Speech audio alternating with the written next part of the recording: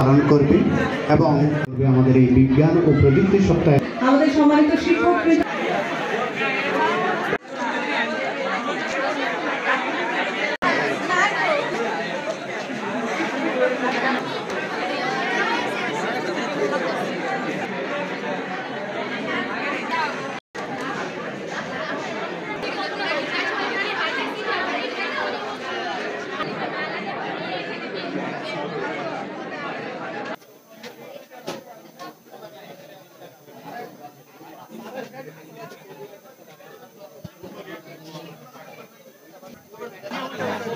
ওকে ঠিক আছে।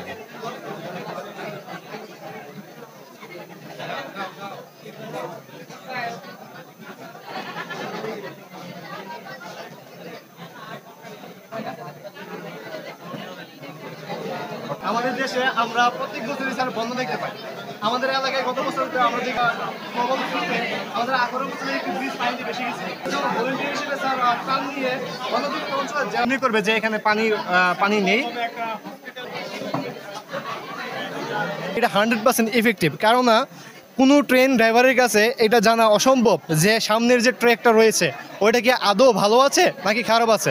তো সেজন্য আমরা এই ট্র্যাকটা বলতে এই যে ট্র্যাক সিস্টেম, যে সময় স্যার আমাদের ট্র্যাকটা বিচ্যুত হয়ে যাবে, লাইনটা কোনো কারণে ইচ্ছাকৃতভাবে বা অনিচ্ছাকৃতভাবে যদি ট্রেনটা কোনোভাবে বিচ্যুত হয়ে যায়, সাথে সাথে আমাদের যে নর্মাল লাইট ইয়েলো ওইটা পরিবর্তন কনভার্ট হয়ে যাবে রেডে। তার মানে বিপদ সংকেত দেখে আমাদের ট্রেন ড্রাইভার তাৎক্ষণিকভাবে পদক্ষেপ গ্রহণ করবে।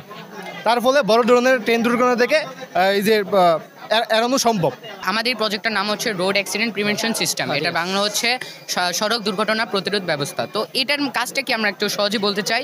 এই যে কাজটা আমরা বিভিন্ন ফ্লাইওভারে দেখা যায় বিভিন্ন অ্যাক্সিডেন্ট হয়, এই অ্যাক্সিডেন্টের একটা মূল উৎস হচ্ছে বিভিন্ন রং সাইডের জিনিসটা। তো আমাদের এখানে যে সিস্টেমটা হচ্ছে রং সাইডে একটা নিয়ম থাকে চলাফেরার, তো এই নিয়মে মানুষটা এখানে যেতে পারে, কিন্তু কিছু কিছু মানুষ আছে রং সাইড করে এটা ঘুরিয়ে ফেলে, যার কারণে বিভিন্ন ধরনের অ্যাক্সিডেন্ট। তো আমাদের এই সিস্টেমটা থেকে আমরা তৈরি করেছি এমন একটা যন্ত্র যার মাধ্যমে সেটা আর ধরনের কোনো দুর্ঘটনা হবে না। তো এই দুর্ঘটনার ব্যবস্থাটা কীভাবে হবে, তো এই দুর্ঘটনার ব্যবস্থাটা হবে যখন একটা গাড়ি রং ব্যবহার করবে, তো এটা এভাবে কাটাগুলো দাঁড়িয়ে যাবে, যেটাকে স্পাইরে দাঁড়াবে, যেটা আমরা তৈরি করেছি বিভিন্ন সেন্সর দিয়ে।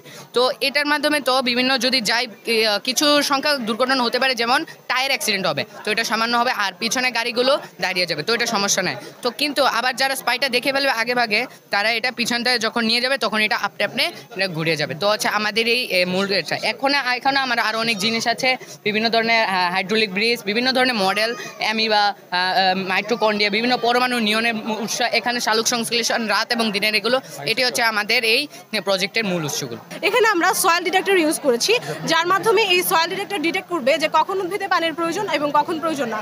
যখন উদ্ভিদে পর্যাপ্ত পরিমাণ পানি থাকবে তখন এই সয়েল ডিটেক্টরটি কোনো প্রকার কার্যক্রম চালু করবে না এবং সেটি স্বাভাবিক থাকবে। যখন দেখবে যে উদ্ভিদের পানির প্রয়োজন তখন এটি ডিটেক্ট করবে এবং এখান থেকে মোটর চালু হয়ে আমাদের সেচ ব্যবস্থা কার্যকর হবে এবং সেখান থেকে আমরা আমাদের উদ্ভিদে প্রয়োজনীয় পরিমাণ পানি সরবরাহ করতে পারবো। 3-0 থিওরি ইন দ্য ওয়ার্ল্ড, এটার উপর ভিত্তি করে তৈরি করা হয়েছে। এই প্রজেক্টের মধ্যে 3টা শূন্য নিয়ে কাজ করা হয়েছে। ডক্টর মোহাম্মদ ইউনুস, যিনি বর্তমানে বাংলাদেশের শ্রেষ্ঠ এবং প্রধান উপদেষ্টা, উনি 2017 সালে একটি বই রচনা করেছিলেন। বইটির মধ্যে উনি বলেছিলেন যে 3টি শূন্য নিয়ে কাজ করতে হবে, মানে 3-0 তত্ত্বর কথা বলেছেন। এখানে 3-0 তত্ত্বের মধ্যে 3টি হচ্ছে, একটা হচ্ছে জিরো পভার্টি ভিলেজ বা শূন্য দারিদ্র গ্রাম, একটা হচ্ছে জিরো আনএমপ্লয়মেন্ট বা শূন্য বেকারত্ব সিটি বা শহর, আর এখানের মধ্যে হচ্ছে জিরো নেট কার্বন ইমিশন। এখানের মধ্যে কোনো কার্বন ইমিশন হবে না, মানে কার্বন নিঃসরণ হবে না, এখানে সব কিছু নবায়নযোগ্যভাবে হবে।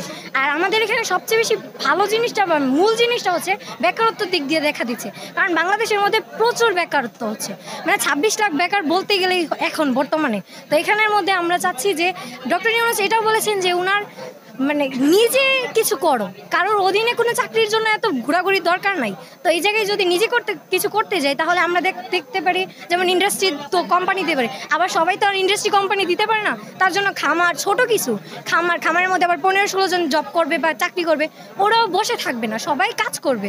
আর এদিক দিয়ে যদি আমরা কাজ করতে থাকি মানে বেকারত্ব থাকবে না, তো আর্থিকভাবে আমরা একটু সচল হয়ে যাব। আমাদের স্টলটা চারপাশে যত রকমের ময়লা আবর্জনা আছে ওইগুলো এখানে এসে জমা হইবে, এখানে থেকে যেগুলো দিয়ে জ্বালানি গ্যাস উৎপন্ন করা যায় ওইগুলো এখানে যাবে, যাওয়ার পরে বিভিন্ন বাড়িতে, হসপিটাল, স্কুল ওই গ্যাসগুলো যাবে। তাহলে আমাদের জীবাশ্ম সম্পদের উপরে চাপ কম পড়বে এবং জীবাশ্ম সম্পদ নবায়ন করা যাবে। One mill project and hitech city, আমাদের এই প্রজেক্টে সবচেয়ে ডিফারেন্ট বিষয়টা হচ্ছে আমরা এখানে সৌরশক্তি ব্যবহার করছি না, শুধুমাত্র বাতাসকে কাজে লাগিয়ে কিভাবে একটি শহরকে চালাতে পারবো বিদ্যুৎ উৎপাদনের মাধ্যমে, সেটা দেখাতে চেয়েছি। আমরা এখানে যে প্রকল্প তৈরি করেছি এটার নাম জীবাশ্ম সাশ্রয়ী প্রকল্প। এটি পেট্রোল আর পানি দিয়ে তৈরি করা হয়েছে। এটি দিয়ে মিথেন গ্যাস তৈরি হয়, যার কোনো ধোঁয়া নেই বা কালি হবে না। ধোঁয়ার মাধ্যমে আমাদের আবহাওয়ার ক্ষতি হয়, এমনকি আমাদের শ্বাসকষ্টও হতে পারে। ওয়াটার পিউরিফিকেশন প্রজেক্ট, এটার মাধ্যমে আমরা দূষিত